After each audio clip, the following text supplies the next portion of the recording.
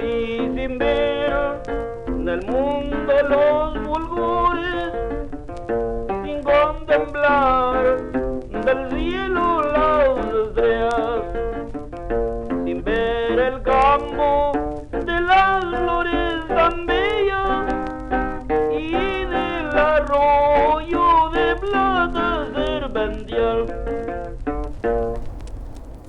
Give me a little backstory on this cabin. I think that's a good place to get started, and then we'll work into. I think you told me a bit about the story, but I think it's cool to share. Yeah, absolutely. Yeah, this is a fun story. I think it fits right in because of that connection. Sarah Flack built this cabin when she was a teenager on the farm, living here, working with her dad, and at that time her mom and her sister, and raising sheep, and they grazed right out here on the cabin field, and that's why it's called the cabin field, because of the cabin now. She built it over, I think, a season, maybe two, and had a lot of help, but figured it all out, and made this place for her to hang out and other people to hang out, but just like a place of refuge to come on the farm. And it's now the farm worker cabin, and still connected to the farm in that way. People stay here when they work with us for the season, and we use it for other things when we want to, because it's such a sweet space. Yeah. And it's such a sweet spot on the farm too. Right here at the top of this field, at the top of a cascading beaver pond that slows water down as it travels through our landscape and filters our farm water that we're living with and using while we're up here on the land. So it just is this nice place on the farm too.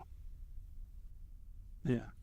And I think that legacy piece of the Flack Family Farm, Sarah Flack, she now is the owner of this land and cabin again, and I'm leasing it from her as the new farm owner.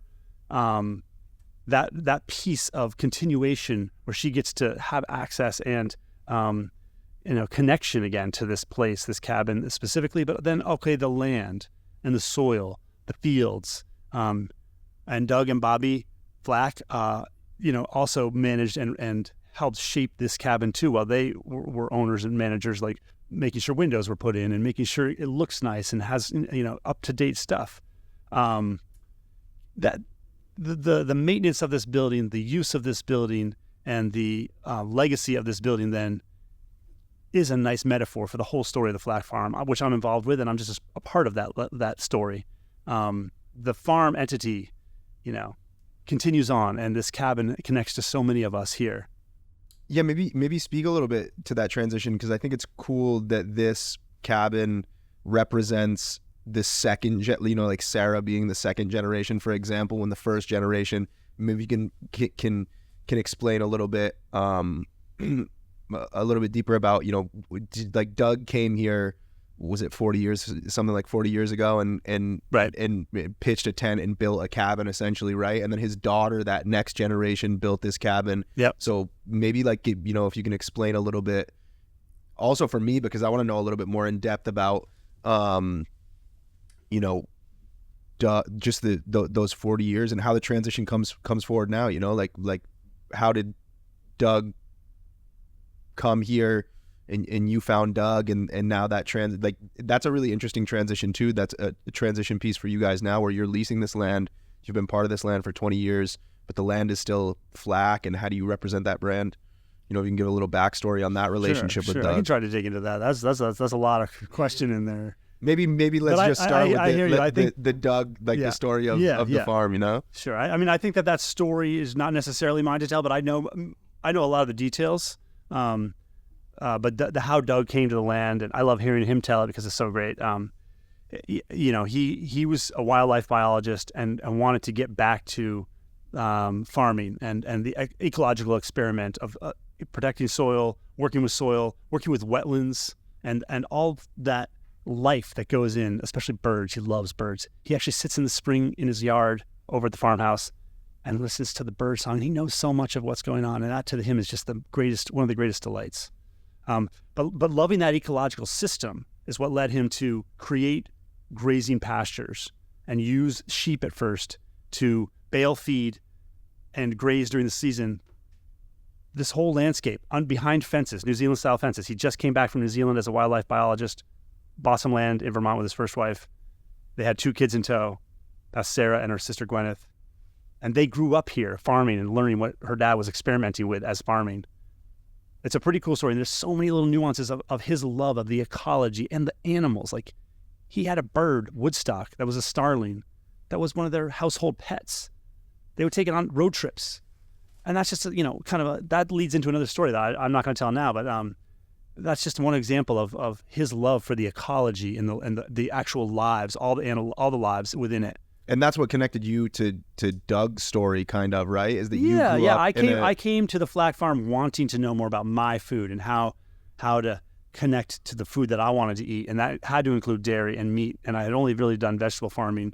I grew up with chickens and animals and stuff, and raising flowers and vegetables in central Vermont, but I didn't really have any connection with raising my own meat and then slaughtering it and eating it. And I wanted more of that. And this farm hand position, this we called an internship at that time, 20 years ago. I came and studied. We read the Rudolf Steiner lecture series on biodynamics over the course of the summer, which is awesome and pretty kind of dense stuff to read through. But it was part of that coursework that I was doing, and I was working. Of course, I also got to milk cows. We were milking 2 cows on a bucket milker in the barn in the mornings and the afternoons, weaning calves and having nurse cows. We were trying to graft on calves to nurse cows. So I got to learn all these hands-on techniques back then that we don't have time for and don't carry on so much these days. We are really focused in on that sauerkraut and that vegetable side, as well as a bigger herd and flock of sheep and cows to graze through. But I wanted to know back then, like, how to do all this. And I came because of an ad in the Weston A. Price magazine. Oh, no way. That my stepfather, who's a functional medicine doc, saw and alerted me to, because I told him I was looking for farms and stuff, and we hadn't seen that one yet. Looked up their website and then called him up, and I got an interview in the fall. That's how I connected, and it was awesome. From the first interview, I was like, "Oh, this is such a cool spot." I really got. Where was that magazine published out of? Do you know? Still going. Where are they? They're I don't know what their publisher is, but they are their own. They put their own magazine out every quarter on the Weston A. Price Journal. Cool. Yeah. So that is I mean, you were rooted in this place before you arrived, because those theories were your parents were living with those. Yeah, my stepdad uses that to treat people in his practice when he's not practicing anymore. But that nutrition was introduced to me in college. I've been reading the Weston A. Price, Sally Fallon's cookbook. Yeah. And all her traditional recipes. But the preface of the cookbook is 90 pages of why nutrition is not understood in American diet.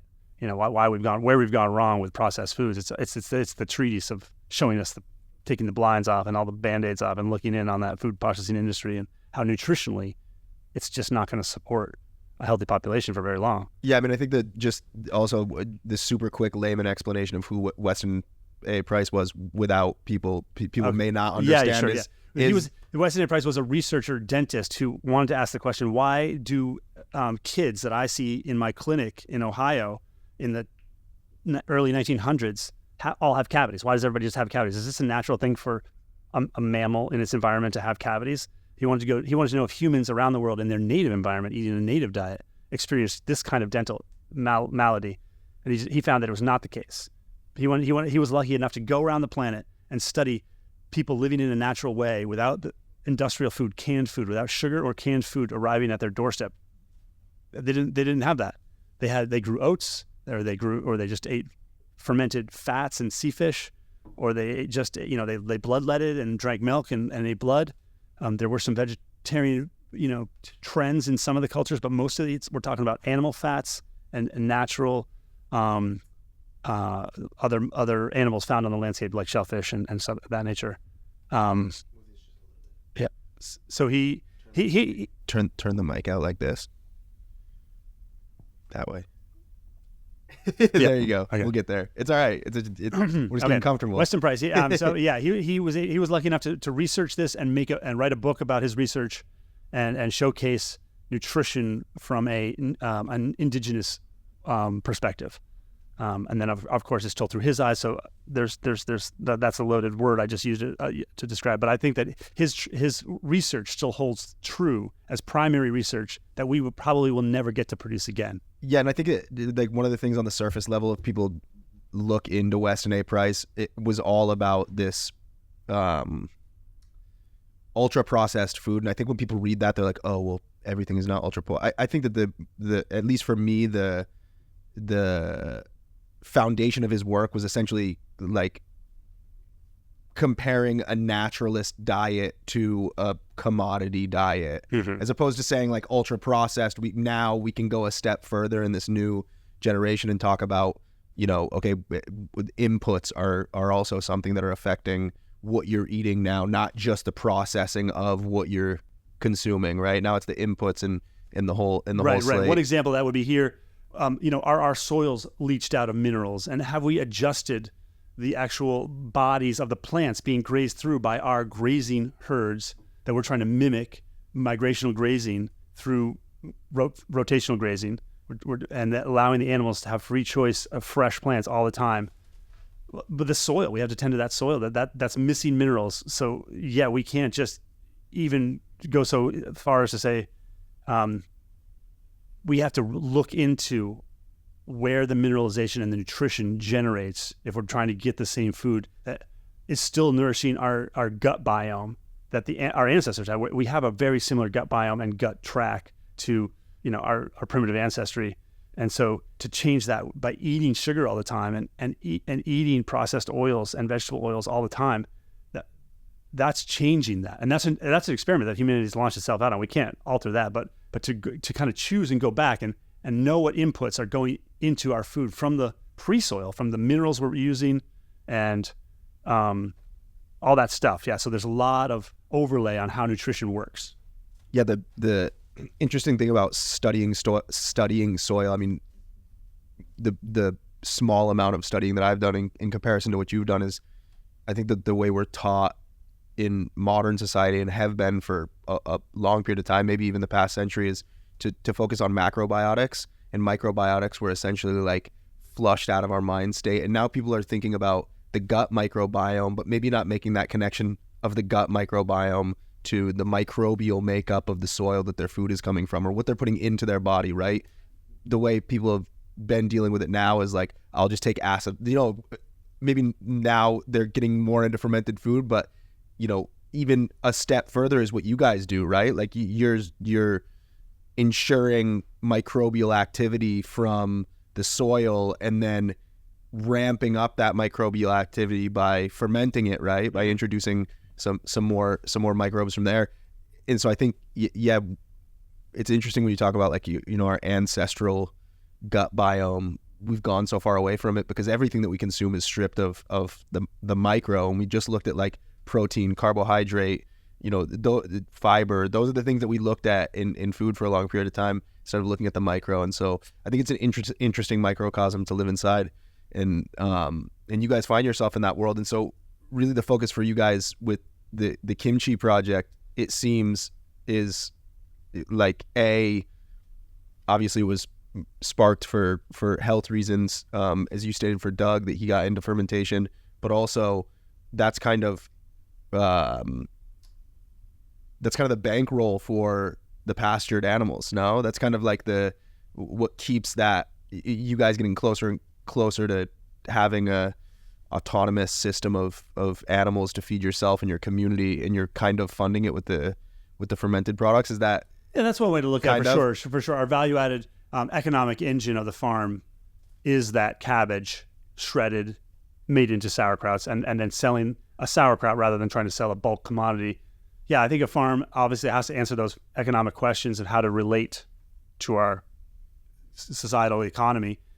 Even though maybe, yeah, the animals can't fit that picture. Why have so many around, or why choose this intense workout to move so much around animals, fencing, you know, have the grass, make the hay, go through all this farming practice, you know, if it's not making a big dollar sign, right? Well, you know, that's part of that question mark. So yeah, we have to fund it the way we have to fund it. And it turns out that it's a good match. It's a good match for us, making fermented vegetables and having that nutrition. And by the way, I do have to comment that something that you said about, we are in the system and working on our soil, but it's constantly a new awareness for us. And it's certainly, in ways I'm a novice, you know, in ways I'm just trying something out.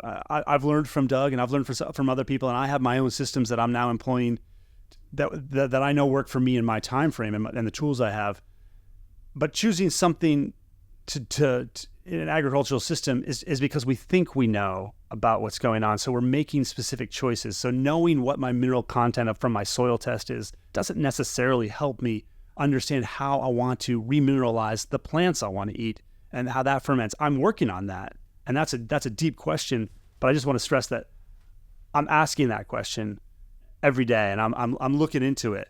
But I don't know that it's pure or perfect or we're embarking on something that I can share confidently with others is the real solution. It certainly is a solution here for us on our farm, and it's working great. I think it's something we're all excited about. But it's a unique way a farm is of relating to all those things, and so I think everybody's a little bit just working on it. Yeah, I mean, I think that's one of the reasons it's important to work in a one of the, you and I constantly have this conversation about size and why it's important, especially when you realize that there could be an opportunity to grow. But I think that's one of the reasons why it's important to live in a small microcosm and really get in tune with the soil in the way that Doug is with the birds and the nature and all those things. I don't know if you ever read a book called Guns, Germs, and Steel, but the author discusses some research of indigenous tribes that never, the book was written in 97. So he was writing about some indigenous tribes that had never I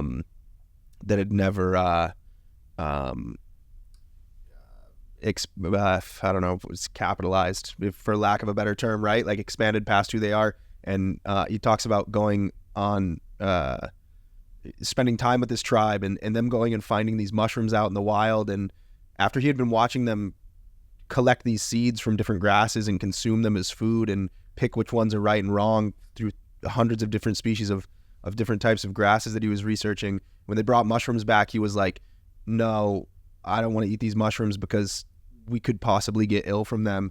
And they took offense to that. They said, we understand biologically what things get us sick and don't. And his response was like, yeah, well, a lot of mushrooms, like our mind as people who just consume from a grocery store or do some light foraging is maybe those mushrooms look alike and we don't really know the difference. But historically, biologically, we understood just through practice what was going on in our soil and what was going on in the land around us. We never would have questioned whether or not we could consume something. And it's just, it's years of evolution in that biological connection to the soil and to the nature and to your surroundings. So there is no way that we can get back there really if we don't focus on a microcosm and live in our little plot of soil and study it and interact with it daily, right? I mean, is that the way you feel about learning? Yeah. You're never going to master it. You're never going to master it, right? I brought up that caveat for the listener too, because I think that there's that just owning up to it and being aware that you're never the master. You're always learning. I think that we do take that soil restructuring, the soil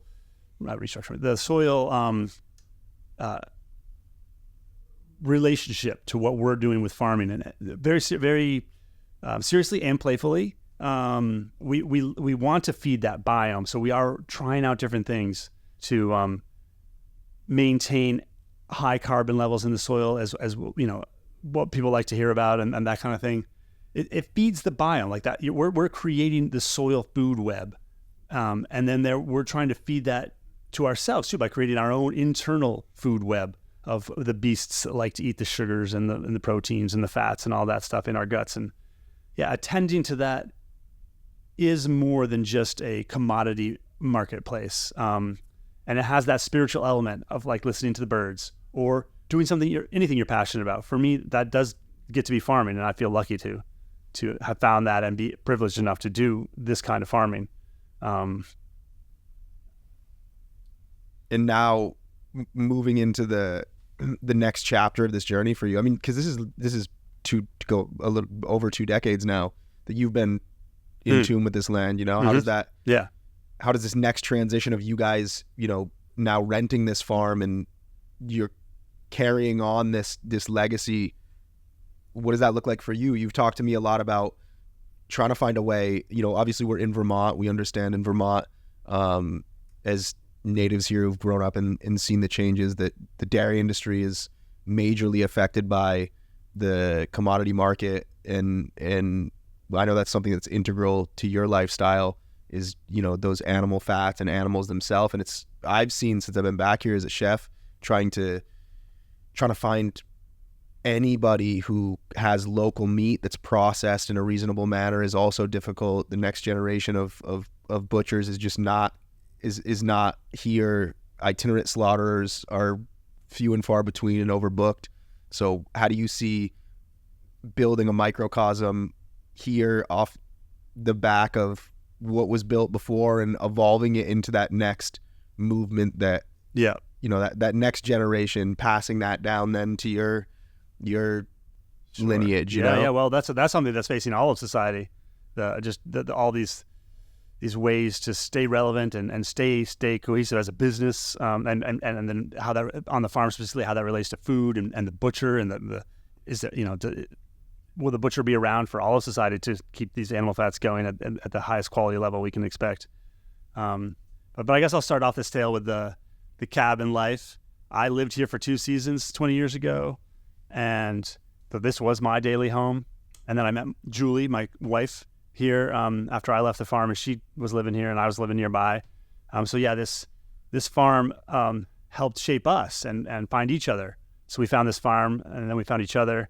And now that the farm is ours to take forward into the future, we do have things we want to grow. Obviously, we love the legacy of the Flack Family Farm, and so we're hoping that we can keep the core aspects going. Certainly the kimchi and sauerkraut and vegetables will keep going. And how we do that is the way we've always done it. We grow most of our own vegetables here, and we shred them up and ferment them in one go of the fall harvest, and that's our yearly crop. And we hope to be able to continue that service, that food. We hope it's nutrient-dense food. We hope it's the best fermented foods you can have. And going forward, making that right here in Fairfield. The animals, we'll see if Vermont can become a supportive entity in the future. I think regulations will have to shift if all of Vermont wants to experience the kind of animals we can raise here on this land and then put in the freezer to eat. It's really challenging to find ways to get that meat cut up, get that meat slaughtered under inspection and all this stuff. I find that those services are really lacking for a farm like this. And so maybe just we do only want to focus our time and effort then too. What can this farm put into that?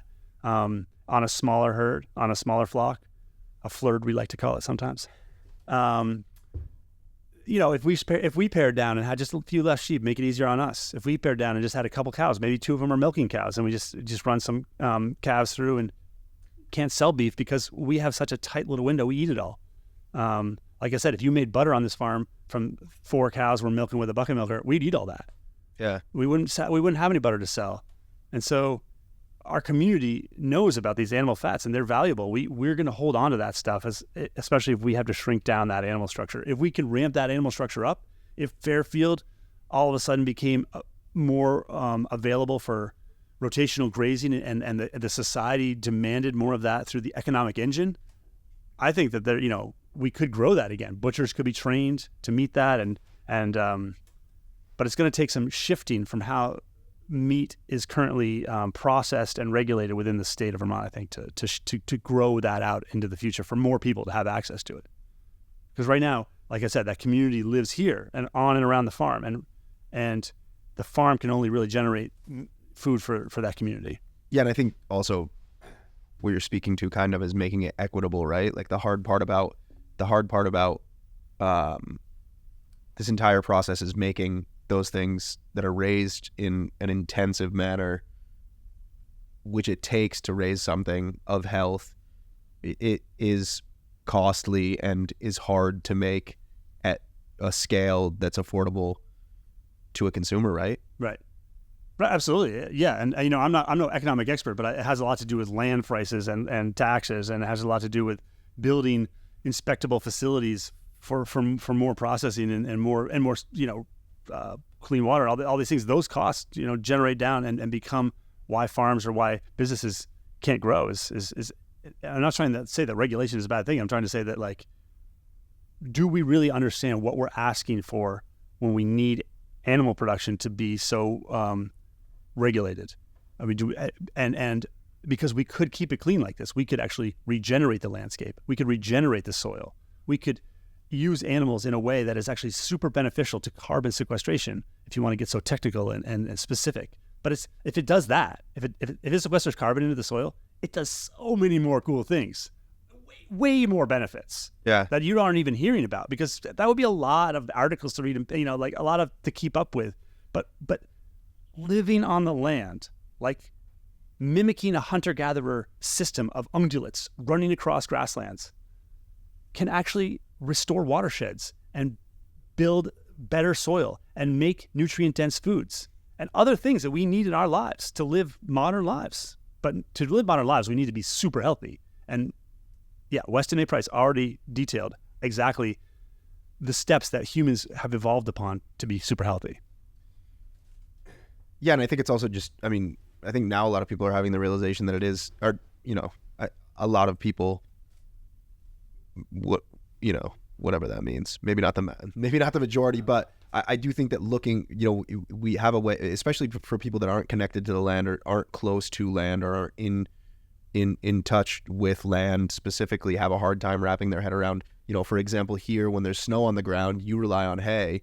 So unless you have a field big enough that you can hay enough to feed your animals, you're paying for that hay. And then how much does that land cost to get the hay? And then when you do those numbers, okay, should I just keep buying the hay for the next 20 years or buy a piece of land that continually in Vermont, for example, right now when people are migrating here from the city, driving that price of land significantly up may not be worthwhile. And then where are you getting that hay from? Is that hay next to a commodity, I hate to use the word GMO because most things are genetically modified. That's a whole nother conversation that we can get into. I'll use genetically engineered, subsidized corn field that's getting sprayed, and what is the runoff, and how is that field taken care of? That's a whole nother thing that you have to think about when you're buying your hay, right? And so yeah, I think it is a big system, but you and I have shared a lot of conversation about how specifically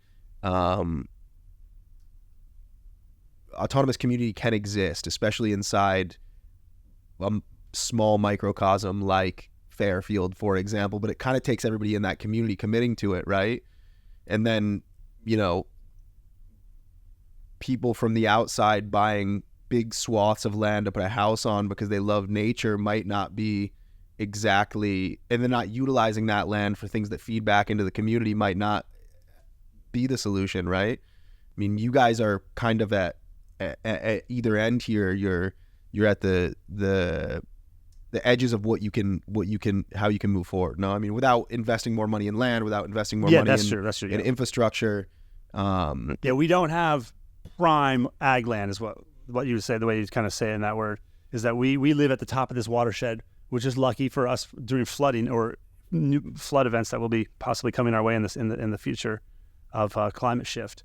But we have enough places we can get to and graze at the top of these like alluvial ridges from the glacier meltout, and with bedrock near on some of them. So it's marginal for growing crops. Like I don't have more option to grow more crop. Yeah. In the land base I currently own and rent. And I personally own very little of the land. I mostly rent. And so the Flack Family Farm business that I tenure now, I'm just starting, is renting a lot of land. And like you said, how much is that? That's probably around 200 acres when you add it all up. And that includes some woodland that I'm not currently using per se, but it's part of the peripheral of the hay fields and the grazing. And sometimes it is nice to go into a woody area with some sheep in the middle of the summer and let them have some shade. And it makes my fence set up a little easier sometimes. So yeah, 200 acres, that sounds like a lot to some people, but it's really not a big farm, especially when you consider that I'm really only farming a lot less of it, and my vegetables only take up about an acre, a little less than an acre, I'd say. And that's all the cabbage and carrots and daikon and ginger and garlic that we need. We buy our ginger and our hot peppers for our kimchi from other farms. Yeah.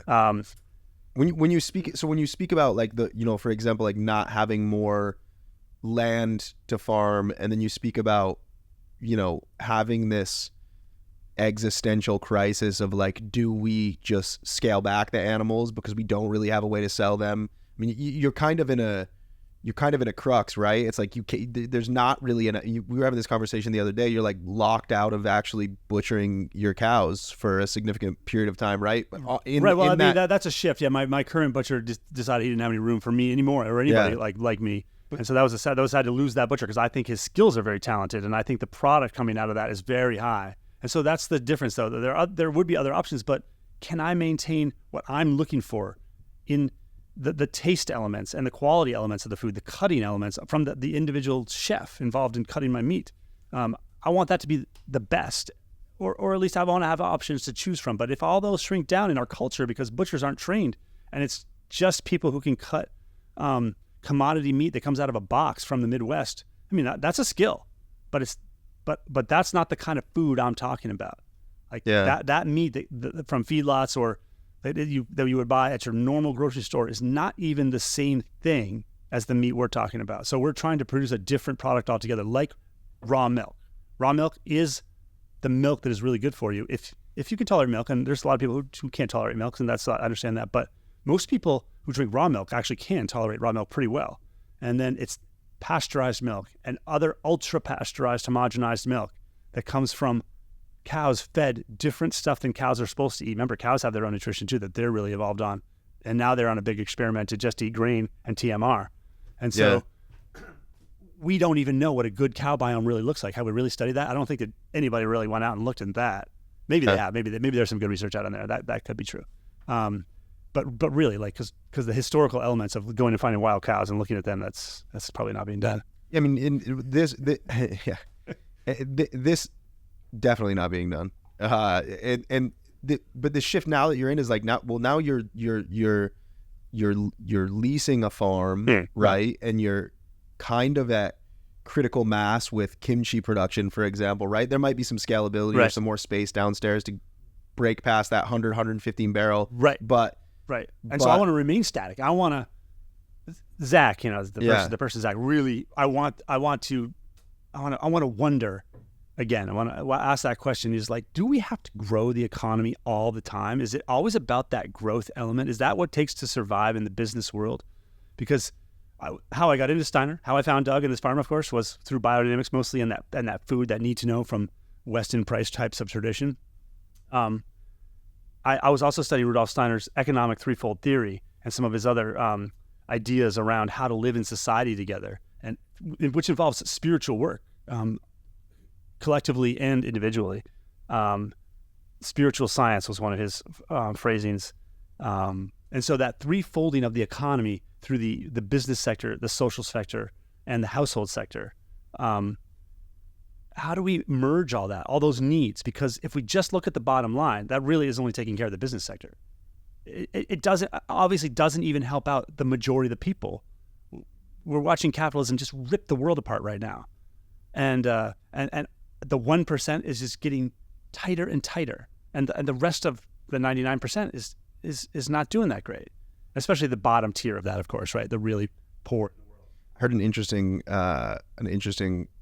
snippet the other day, somebody talking about how the headline was "Capitalism is Dead," and then I went to the snippet and it was talking about how essentially like when feudalism ended, when it was processing out of feudalism into what now becomes, like capitalism was existing and it was happening and we didn't even know it was happening. They were saying essentially like, we're back in feudalism, we don't even know it, which to me kind of makes, I mean, maybe not in the sense that it was in medieval times, but we kind of are when we talk. I mean, now we call it neoliberalism, right? Where like the market is dictating what's happening to that 99%, and people inside that system don't even realize they're slaves essentially to the system. But when I look at it, it is kind of the same. It is kind of the same that like that 1% is not doing the work and being fed by the 99%, right? And it is the same as a friend of mine. We actually on the drive out here was giving us some feedback on what he felt when he watched the documentary, and he was like, it's kind of crazy, like capitalism stemmed from farming, from the system of like, the people at the top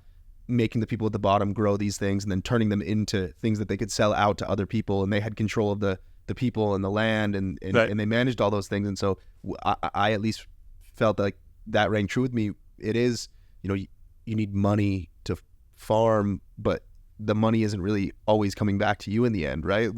The middleman becomes the jester to the 1%. Mm-hmm. I guess I would say, Mm-hmm. and sort of to create a system like you're saying. I think we do have to slow down and make it spiritual, or maybe if people aren't comfortable with the word spiritual, at least personal. Like have some thought, slow down, think about what it means to consume and what you need to consume. Yeah, like you're doing on a daily basis. Like how does this work? How does this work with you got a young kid? It's like, how do you look forward to that kid's life? You know, we have the conversation about not being able to get a new T100, you know what I mean? Or a new truck. Like, yeah. Maybe you scale down, but you to a 1-car family, but you can't really, because you got a kid and you got different things that you got to do, you know. I live in this fast world. I'm part of this world. I'm complicit in all this, in that gray zone between this, the perfect place we talked about, where I am a great farmer attending to the soil's needs, and I'm mineralizing all those microbes for their life cycle, which in turn mineralizes the animal life during their life cycle, and then that I've eat that, and I'm energized and fed during my life cycle, and healed, of course. You know, that's a great story, and I love telling that beautiful, perfect story. But I'm much more caught in the world of it all, like we all are. We're all complicit, and we all have our connection to modern society. And we all need modern society. Look at these microphones; they're very fancy and cool. They're actually the cheap ones. Even my truck is such a luxury, really. And that individual car of living in Vermont, being an adult, a father, and a farmer without a personal vehicle. That's in the rural sector. That's really unheard of. How would I even get that accomplished? So yeah, I'm there. I have all these two-faced parts. The Dr. Jekyll, Mr. Hyde. You know. But then I think the thing that people don't, you know, when we were walking out to the car before, at least some of the frustrations that you're like, oh, I'm trying to figure out how to say these things. Like, yeah. For me, it's like I think the thing that people don't think about, or people either they don't think about them or they disconnect themselves from the thoughts they might have about it because it's uncomfortable, is the people need to eat. What are the thoughts and the struggles that you have when you wake up in the morning as a farmer who's putting food on the table for the person who's struggling about, oh, I gotta go into work, I gotta sit at a desk, I gotta do these things. I wish I was living this lifestyle of living on the farm that's met with the same exact thoughts that person is having, actually. Like, how do I afford this? How do I get there? How do I do those things? I think that's important also, is like, you know, they are two different things. And at least for me, the thoughts that you have and the people that I've connected with through the process of knowing my source in food is empathy is maybe the missing link in capitalism or feudalism or whatever you want to call it, right? You're thinking about not only how do I provide for my family, but how do I not let my community down? Like, what you're doing is that work. No, I mean, are those thoughts you have every day where it's like, I don't want to scale, but I do want to scale because I want my community to have the health and the vibrancy that I have in my diet? Absolutely. I do think that I choose this, and I'm walking that path, and I know that sounds, there's a word for that, where I righteous to some degree, right? I get to go out and farm. It is a beautiful thing. I love going out and farming, being out there in nature and weather, with animals and plants alike. That is a fun part of my job. But yeah, the responsibility and the fact that I'm, you know, not compensated. Do I stress about the non-compensation? Only when it comes to wondering whether I can afford what I consider some of my basic services to keep doing what I do. Like, if my tractor broke down, I would feel the same way. If I wasn't able to pay all my bills for keeping the farm going, using the tools I do, that would start to weigh on me, and I'd wonder if I could even keep it going. Yeah, I would wake up and feel sad and feel that darkness around, I can't keep this going, right? This farm, this land is going to miss me if I have to leave, but I might have to. So I do wonder, and part of that, you know, is living in the business world, figuring that part out, figuring that threefolding of the economic picture for my own family and my own life, which I do have to answer.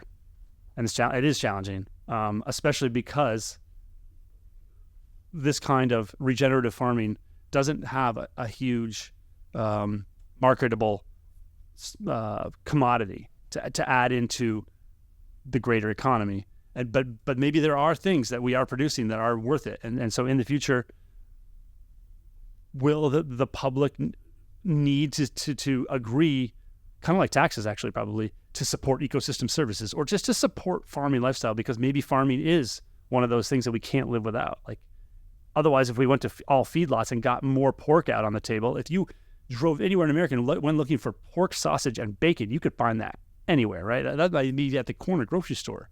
Yeah. But where is that coming from? What if it had to be produced in a way that made the soil and the grasses look like that? Like, that's a whole different pork.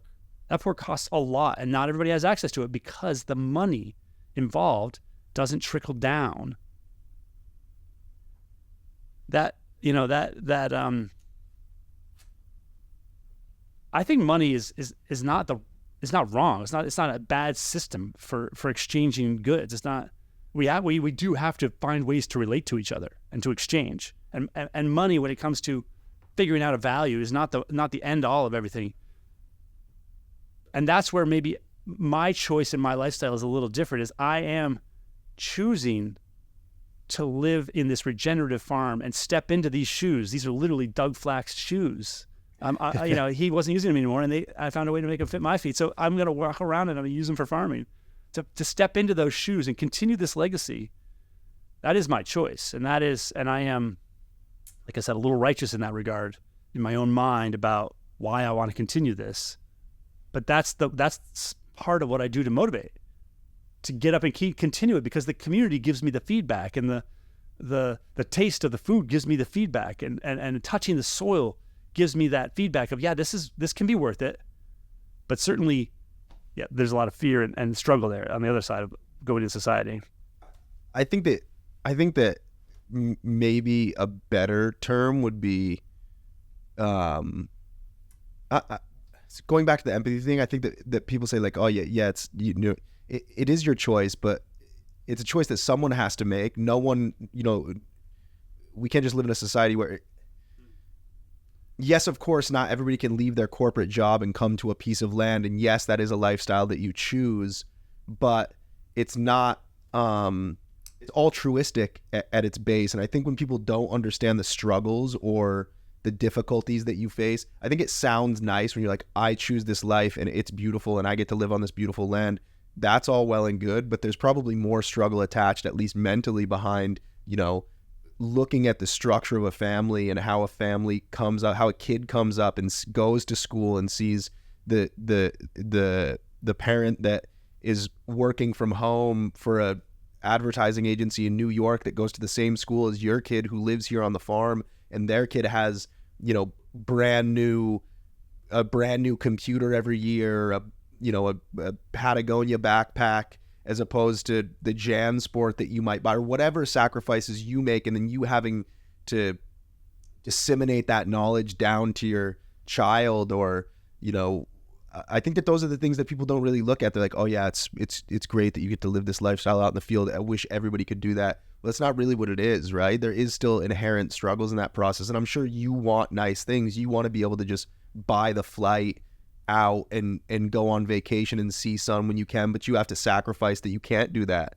You can't just make a decision to leave when you want to. And I do think, so you said the money doesn't trickle down. Even the money that's made available to those who don't have means, i.e. government systems of, let's talk about food stamps, for example. It's like food stamps can't be used at the farm stand. They can't be used at the farmer's market. Here in Vermont, actually, they can. Here in Vermont, they can, but I'm talking about. But they're not often commonly. Yeah, and let's also make the caveat that, like, here in Vermont, we're in a very unique position when it comes to like what's capable and what's possible. But we're a really small drop in the bucket when it comes to the problems that we face nationally and internationally, right? And the majority of the system is not built to provide. So here in Vermont, we as a community, we make a lot of great decisions. Also, I think affluence has a lot to do with that. There's a lot of extra money here from people who do care, and the Back to the Land movement that people like Doug were part of is what sparked that. But it is a sharing of wealth, and it is a conscious collective decision. I don't think that happens on a large scale. I don't think that ever happens in this is my personal opinion. I don't even think that happens on a state level. I think that has to happen on a community level. It has to happen, we have to be able to say, okay, we're in Fairfield, and people like Zach Brandau and Doug Flack are going to be the ones that we place our trust in to lead us forth into decision-making processes about how we share that wealth, and not, the guy who's got a great resume because he worked in the stock market in New York City and knows how to manage money. Because yes, money is not a bad thing. It's not a bad way to acquire things or to share wealth, but it's always it seems to always be managed by people who have credentials, and those credentials generally stem from marketplaces where the one who's the most cutthroat and willing to take the most is the one who has the most power. Well, and that's a cultural problem, which may be linked to some degree to a personal desire for money, or that accumulation, or that movement of wealth and power. But so the cultural problem is big, and I think you're right that it has to come from the grassroots. It has to come from that community agreement and awareness. One of the things the community is built around, to want to create that equality, or that the freedom within equality too. And freedom is what we have that's different than the feudalism of the years gone by. And maybe some people might think some of it's an illusion, but I think that we really do have freedom, and that's part of why I get to choose this. It's part of my privilege and my freedom here in this country is part of why I get to move around in society, in the culture, on the global scale. I've traveled the globe. I've been lucky enough for that in my life. And now I get to come back to Vermont, but I didn't live on my family's land. I'm living on the Flack family land. Yeah. And I'm adopting this family. And that's part of that modern culture, that the radical, that fringe, that not quite, mainstream, definitely not mainstream, but not quite nothing either. There's this tide swell going on at the eddy line, at the frothing fringe line of the wave. And it has to come from that smaller place, because if you centralize it and make somebody in power, that's a centralized power, and that more often looks like power and money and the person who's ruthless at the top of the heap. I think that I was a radical political activist trying to educate the world through theater and song and dance back in the day around the evils of capitalism and the war machine. And so the Zapatista movement was happening in Mexico during my tenure into this puppetry and these little performances I was doing at Ground Zero in Colorado, which is Colorado Springs, where a lot of military happens. And so I was just trying to spread the word, try to shift culture. I was trying to bring awareness to an issue that I thought was so important, that was going to be all about our survival here on the planet as a humanity. And I was trying to rail up against that machine and that big centralized power structure. Didn't feel that good. I had to get out of that. So then I met Doug. He also has that ilk of him, the radical, wants to create something different, and that's what we can tell. That's what you're talking about. You're talking about this not too small, not nothing, but there's a percentage of us humans living in anywhere in the world who want to be part of this change, who want to be part of a regenerative process. I called it a resurrection a lot when I was in college. We're going to have this resurrection out of the ashes, and society will break down and we'll bring it back up. Whatever it's going to look like. I found now that, and I speak to it now as, I found farming. I found community and a place to be, and I was here. So I kind of came back to here, actually. I left and went all kinds of places. Yeah. And then came back to here. And it feels good to me, and I'm still working on it all, right? I still have the tendency to take some of that old world that was taught to me when I was a kid from my parents and my grandparents, and those power structures. And I still live that. I still live that reality. But I'm trying to unwind that. And my kid will hopefully even have a different stuff, more freedom. And I want to point out that it's not just me and Doug either. There's a lot of ladies and other people involved of all kinds of ages and aspects, not just a privileged white man. Yeah. I want to shout that out, because I think that's important nowadays to recognize that I'm not leading some kind of cult here on this Flack Family Farm. I'm just part of that. Right now, I get to be the farmer. I get to hold that mantle. And my wife is also hoping she can step into farmer shoes. She currently doesn't do as much work on the farm, but she wants to. She loves working with cows. Julie loves to go pet the cows and milk the cows and be with the cows and give them what they need to be these high quality dairy animals. We haven't had time for her to do that. We don't milk cows currently on the farm. We just can't fit that in right now to our flow of and what kind of animals we have. But we want to get back to that. We want to bring the culture of people who can work with animals in agriculture. There's also that culture, and then create live culture and ferment vegetables with culture. It's culture everywhere. So we have to be careful, right? As humanity, where we want to go, we choose it, no matter whether we're indentured slaves or, well, I don't want to use that word. That's too intense. Hopefully that gets edited out. We're not editing that out. Servitude. We'll call it servitude instead of slavery. Well, yeah, whether it's, you know, your soul is involved in your arc of your life, and you know, that may be some esoteric mumbo jumbo, but it is how we line up with human culture. I think it's interesting that you brought up the Zapatistas. We are on, I'm sure you're aware, the 30th anniversary just passed January 1st, right? And so there, when we're talking about this, it's funny that you were at this butting heads with the machine or the big power structure.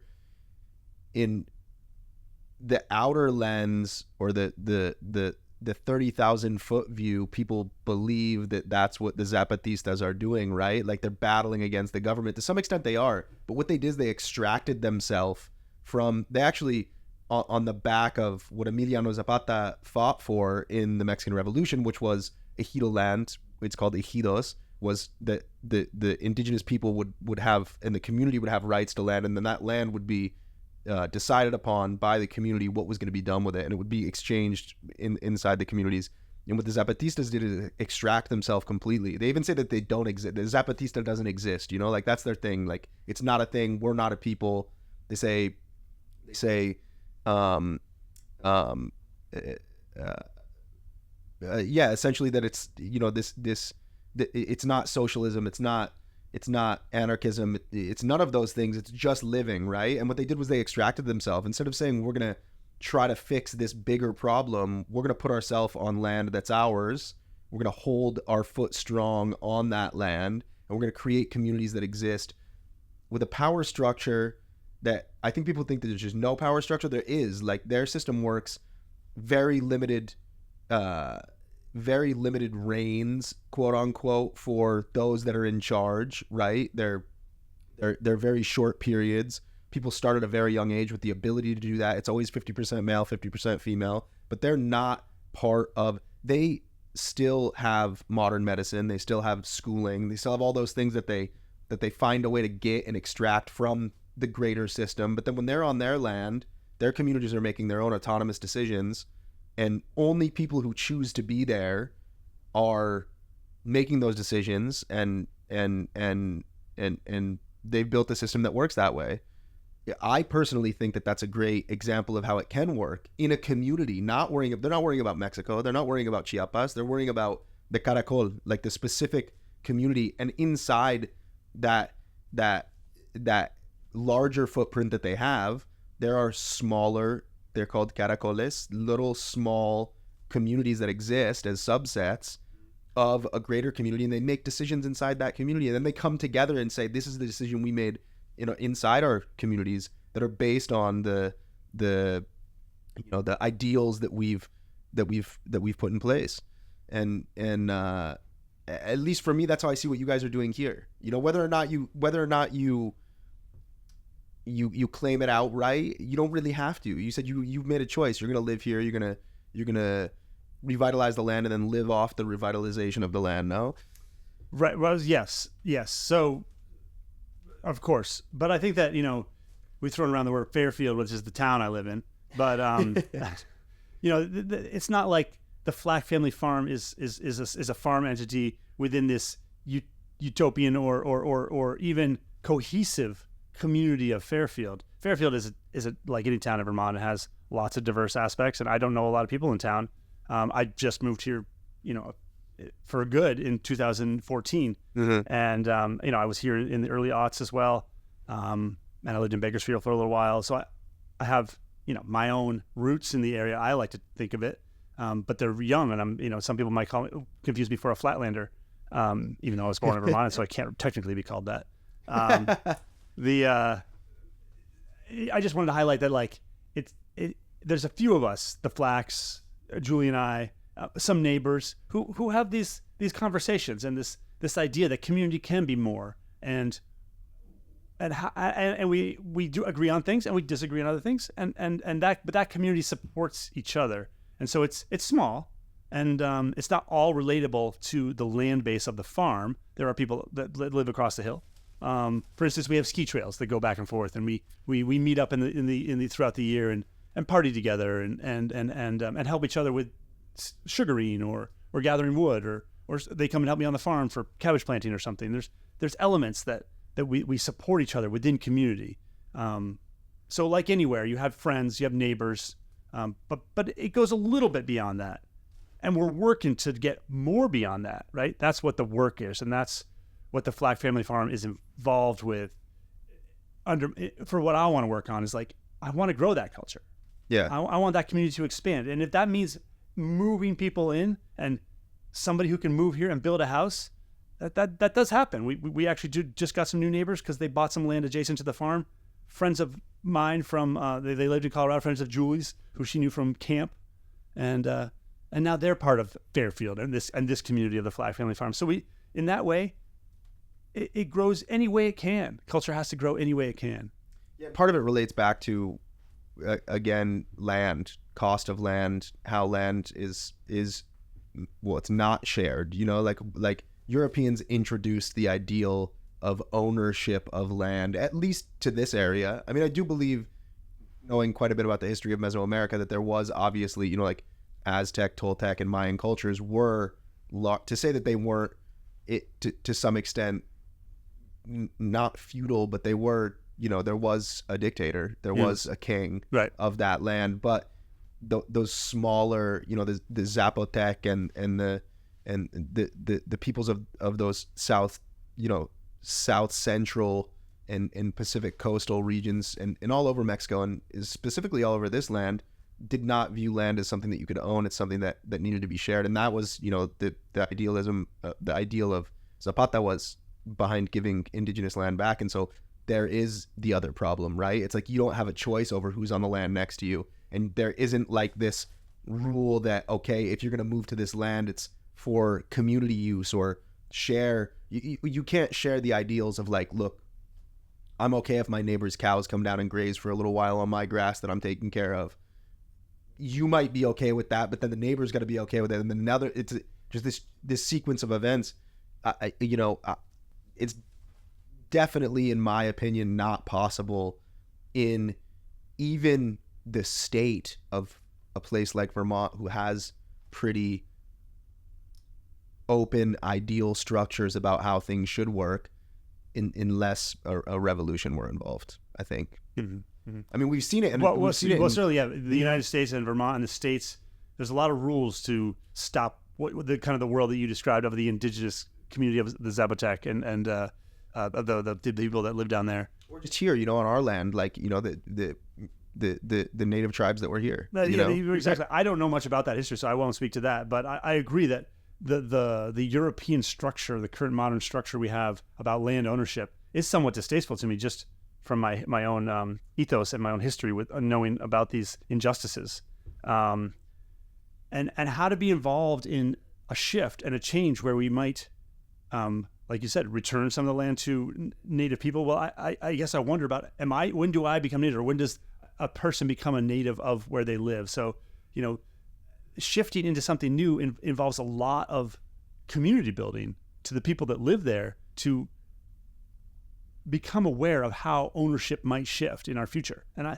I think this is a great segue. You're trying to bait me here to go into the future deeply. Where do I want to go? I do want to not be the owner of the business or the land. In the future, that would be my ideal. But right now, like I said, I wear the shoes or the hat of the farmer, and that includes owning land, includes leasing buildings and land and filling out my land certification with the state or with my organic inspection. I'm on the role of that interface. But if that wasn't required of me, because we shifted as a culture, again, the culture gets to create the laws and the structures that govern them, if they want to. I mean, that's why we have Vermont. That's why we have the United States, because the dominant culture created all that, and cast aside the other cultures, and probably fighting really hard, right, with all the war. Yeah. So yeah, we're now in this place where we're going to have to do it civilly. Hopefully, we're not going to have armed revolution, in my opinion, and we're going to create culture by how that genuinely happens. You nurture your family. You nurture your community. You be kind to each other. The interesting thing that, like, I don't know, it just jumped into my head. We were talking about something the other day when we were looking at, like, you were talking about how you have to be within a certain yardage of the river that runs through here with your animals, and that's why this thing is built the way it is, and the fence is here. And then we were talking about wild animals. I don't know if it was the same day, but we were talking about wild animals and how, like, you were talking about researching, like, maybe the microbiome of a wild cow or whatever. Is like, well, also part of being a farmer is putting up fence. Putting up fence means wild animals can't move through. There's certain animals that have been, like, naturally selected now because they can move up and around and over and through fences that farmers create. So farming, at least in its modern iteration, does involve closing the land off unless you have this type of community. And so maybe, I don't know if there's a way to shift that. And hopefully I do think that having people like you in the driver's seat of pieces of land like this, and also, interestingly, not being the owner of the land, but just being the shepherd of the land, so to speak, can come up with new and interesting ways that can think outside the bounds of the guy who's got to pay the mortgage or the tax or whatever those other things are. Like, hey, maybe we can find a new way to do this. You still have to think about those things, obviously, because they're important. You got to pay rent. You got to do those things. But maybe there's something interesting there. You know what I mean? I don't know if that's something that you've thought about. It is true. I'm part of a soil cohort where I get to talk to other farmers and soil technical experts who work in the field of soil science. And we meet every so often throughout the year. We just finished our first year. And there's a lot of technical support, like to do soil testing and looking at the picture of the soil here on the farm through this program. And so it's organized by extension. And so UVM thought this up. Some people there at the extension office thought this up and created it, and it's happening. And there is actual interest, and there's other farmers now. This dialogue, we're all interested in soil and talking about it, and getting this support to look at the science, but also no pressure to adopt, like, the best line to toe through what we know from science.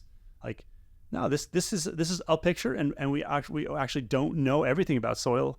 It's one of those constantly evolving sciences, and our awareness of what is important is shifting as we learn more stuff and see how that food web works. But there's some basic things that we think we've got a handle on as agriculturalists. And how far back does your database of soil research go here? Doug started taking it probably when Sarah was young on the farm, I think, pulling soil samples. And there's always been, like, government, federal and state grants to help Doug make choices on getting water out to those animals. Great. Yeah, there's been services to come to the farm through programs to pay for a new pipeline or fencing, maybe roadways across wet areas that you constantly tear up if you have to drive over them. Yep. Like the road out to this cabin is a improved water crossing because we use it a lot, animals and equipment. And so, and then that makes it nicer just in general for life to come to the cabin. And is there a lot of decisions made on historical data? Like have you guys seen some evolution in the microbiology of the soil, and has that helped dictate decision-making processes and how you move forward, where you move the animals to, when you rotate in specific crops into specific places? Or yeah, it does. And I'm constantly learning about it. And this is one of the things that would be interesting for the farm. Under my tenure, I'm going to make some of the decisions. I'm going to have, like, a lot of this advice come in, but I have to think about it. I have to plan it and decide what work I can actually get to. And so knowing all this information is quite overwhelming. It's quite dense stuff. And so I'm just learning, as well as talking to these scientists who are just learning, informing my choice of how to back off fertilizing or shift when I spread compost. And compost is the bedded pack from where the animals live all winter. That's their manure and hay going through a composting breakdown in a compost pile that's just inoculated with the biome that exists everywhere. Compost happens, in other words. And whether I turn it or move it, it still happens.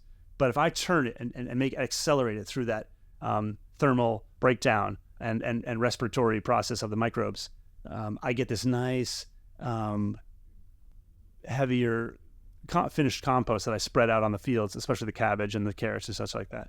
But I'm working with when I need to put that out there and what minerals I might want to add. Do I need selenium on the fields, or is boron limiting my cabbage growth? I have to wonder about minerals like that. So this is giving me feedback on that, and over time, I'm up and I'm down. I do have to adjust. Yeah. And is your yearly plan based on is your rotation always the same as far as the locations that you choose to plant each year? Is there a system in which you move, or is that based on the research in the soil itself? Like, do you have like 5 locations that you rotate through chronologically, or is that all based on research and historical data?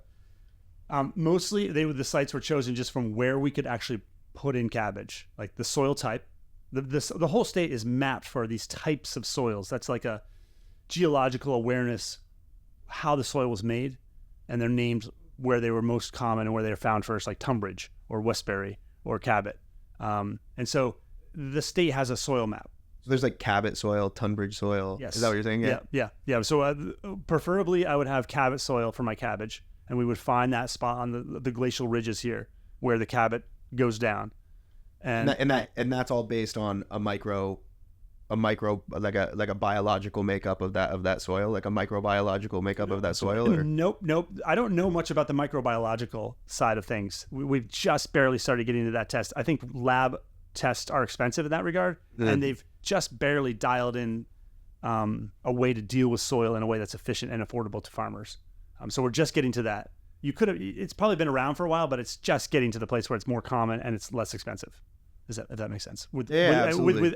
With the way whoever's starting these labs up, these are like just researchers who just want to know more and want to offer this service and found a business way to interface with the culture. Yeah. Instead of just being a researcher at a university, they're starting up labs. So we are just getting to like, oh, here's the top 75 microbes that live in this soil that you tested, and they're only 40% of the microbes that live there. The other 60% we have no taxonomy for. Yeah. We just don't know who they are. Yeah. We have to invent names and describe them and write up these organisms. They're unknown. So you're looking for unknown life. You find it anywhere here in Vermont. Yeah. But will that help me? Maybe. That's where soil science really starts to get like, do we know? Can we say for sure how we want to tweak should we add probiotics, right, to our gut? What probiotics should we add? It depends on who you are and your own personal journey, because you are a whole living organism in a collective. Yeah, it's always a funny one, right? Like just the pill. Like I always remember being, the acidophilus pill. Yeah, that's what we used to take like before we were really like, okay, let's eat kimchi and do all these things. Exactly. Let's take an acidophilus pill. Well, that's not like a one size fits all. You and I have had this conversation also about your specific journey. You and I consume in a similar fashion. I think like I just listen to my body. I eat things that feel good. And I've done a lot of experimenting over the years with what I eat and how I eat and what I consume. And I'm currently eating a lot of fat and protein and not a lot of carbohydrate. And I feel the best on it. Whether that's because I haven't eaten a lot of carbohydrate that it makes me feel like I have the crash, I'm not sure. When I eat healthy fermented breads, I feel great. This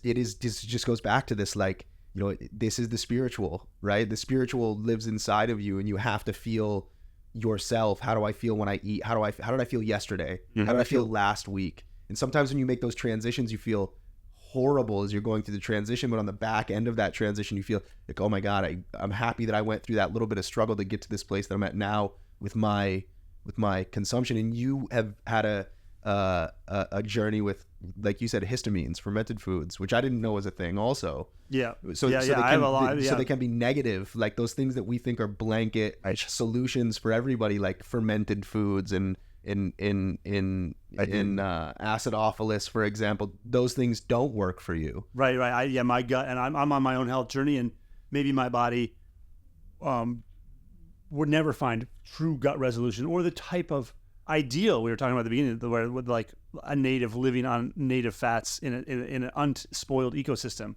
right? That doesn't exist anymore on the planet, mostly. And I certainly don't have access to it. Yeah. So I have to mimic that. But still, my body can't even handle the wrong probiotics or the fermented foods, or large portions of alcohol because of the histamine thing, canned fish. There's a whole list. It's something I've found for myself that works, and that's that personal health journey. I think lots of people who are unhealthy need to ask serious questions and work on their own selves and not take those blanket statements from medical advice or the doctor's world at large. I think that it's a personal thing you have to respond to, and healing up that inner gut and what's going on with your whole collective body is different for everybody. But it's still similar. There can be similarities, but nuanced differences. And that's, again, back to that farming practice, how you want to do it. We've chosen to do it our certain ways, and again, they're not. Some of them are not ideal. I use a big, powerful diesel tractor to do a lot of my jobs in the vegetable world, and to make our hay. I'm not trying to hide it.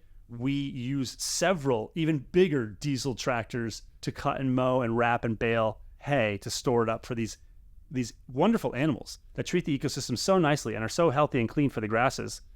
It does take right now that kind of infrastructure to make winter feed, because societally wise, we've chosen not to gather in larger groups during the summertime and scythe down hay and pitch that onto wagons that the oxen or horses would pull. Would that be the cleanest way? The oxen and horses can live right here on the farm. I can feed them and rotate them through the grazing. They can do the work. I don't have to buy diesel from a war that's going on the other side of the planet, But I'm okay with just doing it the way I can, because that's the best I can do, and that's where I plug in. And I might not be perfect, but I'm working and asking questions to try and get better. Yeah. Well, in your opinion, what do you see? How do you see? You're in a big transition right now. You're moving into this new realm, and you do have some tough decisions to make. And I think when people see, especially here, people who are listening and tuning in locally here in the Vermont marketplace are probably really familiar with seeing your product on a store shelf, but not so much familiar with how that product gets to that store shelf. And maybe they even think that because that product is on that shelf, you're living this really idealistic lifestyle, but not understanding the struggles that you go through every day. And so you've been talking about integrating animals and how that's going to play a role in A, feeding your family, and then B, the greater community, and maybe building back up, the soil, the community, the microbiome of your community, let's say.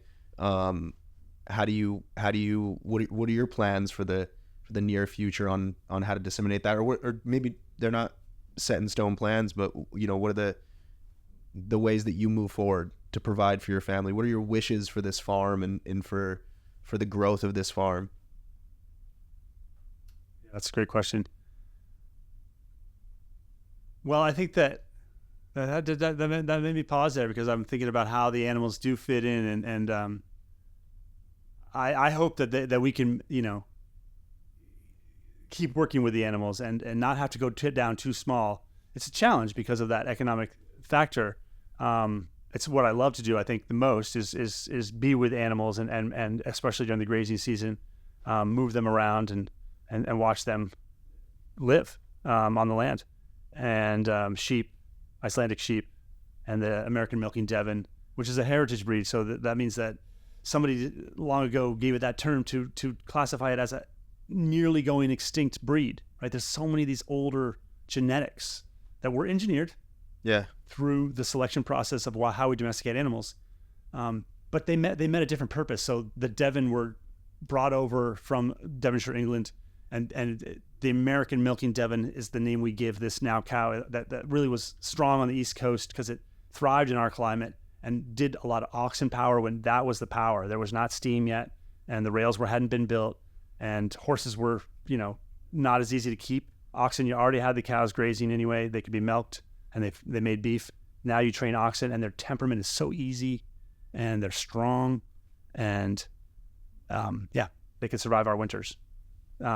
We chose him because the slow food movement helped Doug understand that this breed was available to him, and he and Sarah got some here on the farm from a dear friend over in New Hampshire, Trauger Grow, and wanted to milk that cow. So that became Doug's passion, was that milking these cows and having that fresh milk here on the farm.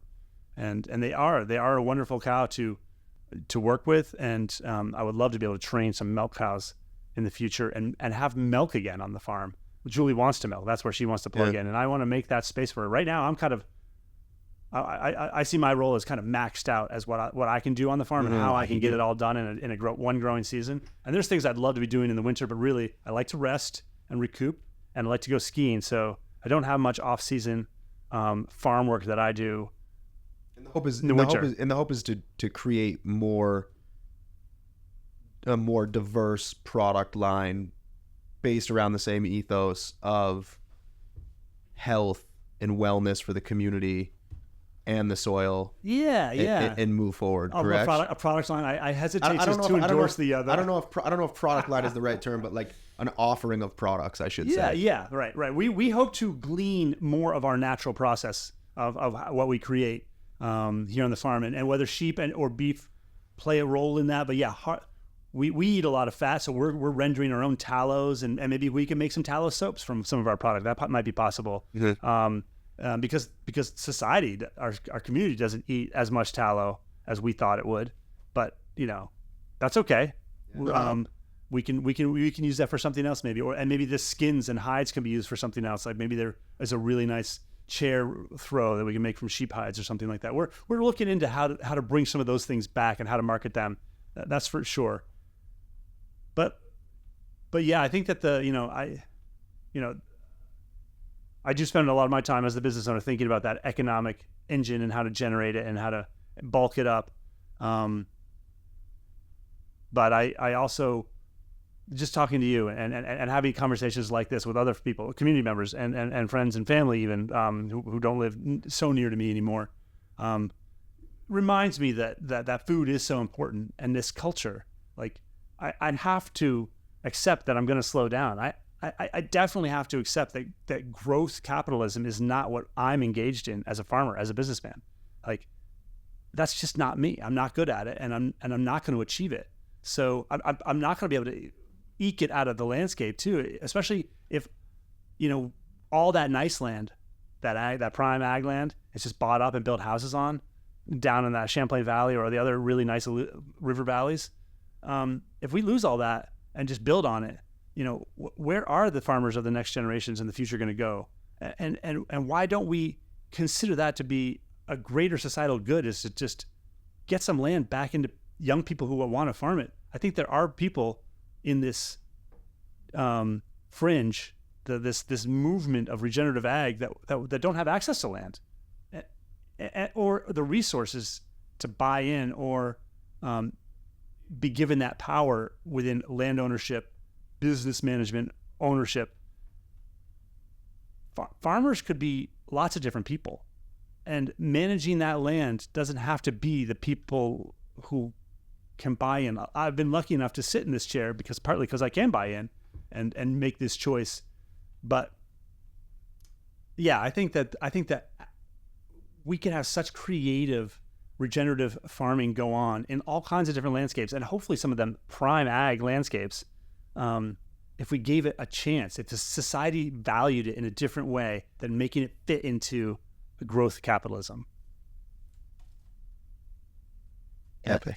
And I don't know. I don't know how our farm grows into that position, because it's challenging to fund yourself and live your life and buy a pickup truck and send your kid to school with the things they need for school. And yeah, I live in all these worlds. I very much love school and love going down and buying some groceries at the store and those kinds of things. I eat that kind of food. Yeah. Yeah, so I'm not a saint or somebody who's a monk up here practicing my pure state. But I think about it and I wonder about it, and I wonder how in the future it could get. I could choose some of those. Maybe they're old timey, but I think you can only do it a certain way. There's no way to modernize and mechanize agriculture to the extent that I'm talking about it. Then you already got to a place that I disagree with. You're already making food that I don't think I really want to eat, especially when it comes to animal fats or vegetable oils. Well, I for one hope that we can all reflect, especially after these types of conversations, and hopefully the community can put faith in people like you to bring us forward into healthy and sustainable futures, and thank God for people like Doug Flack first, and then you coming on board, because that is the next step and that is the evolution. So I appreciate you sitting down and having a conversation again, and I'm sure we'll continue to have these conversations as time goes on. Thanks for letting me be part of this little piece of paradise here as we sit and watch we're not watching the sunset, but the sun is setting and the gray is settling in, and right. I appreciate your work, and I appreciate you taking the time to sit down and talk, and I hope everybody can take a look. We'll put some links in the show notes about where to find you, but Flack Family Farm, we're up here in Fairfield, and buy the kimchi on the store shelf, and follow on Instagram at Flack Family Farm and all that good stuff. Yeah, we're only selling kimchi and sauerkraut and cultured mixed vegetables, cultured raw vegetables here in Vermont. We don't carry a license to sell outside the state. Yeah. And that's one of those small things, choices. Like, of course we could go further. We could have a mail order. That's something people talk about with Julie and I now being business owners. You could just ship it to people with modern shipping, but it's kind of against our ethos, and it's not that we're against it outright. It's just that we don't have to choose that, and so we don't need to. We actually do, make an annual crop stored up in barrels in the farmhouse basement of Doug and Barbara, and we pack that up and ship that out to local stores and restaurants here in Vermont, and it moves. It goes out. Cool. Come to Vermont, buy some Flack Family. Yeah. Zach Brandau, Julie Brandau, fermented vegetables. Julie Matrenga. Oh, sorry. And I would like to thank Doug Flack and Barbara Flack so much for the opportunity to be here. With their vision in what Julie and I want to do, and trust in what Julie and I want to do has been awesome. We're so thankful to them for this opportunity to be sitting here, because they believe in this too, and it's only because of their belief and their willingness to pass the farm to Julie and I that we get to carry on, because otherwise small farms go out and nobody can step up and take them. There's many reasons for that, but that economic world and the willingness to do all the hard work to be out there and take on that responsibility, it's not everyone is choosing that. And so Julie and I wanted to, and thank you to Doug and Bobby for allowing and providing that opportunity. Cool. Awesome, man. Thank you so much. Appreciate it, brother. Yeah. Awesome.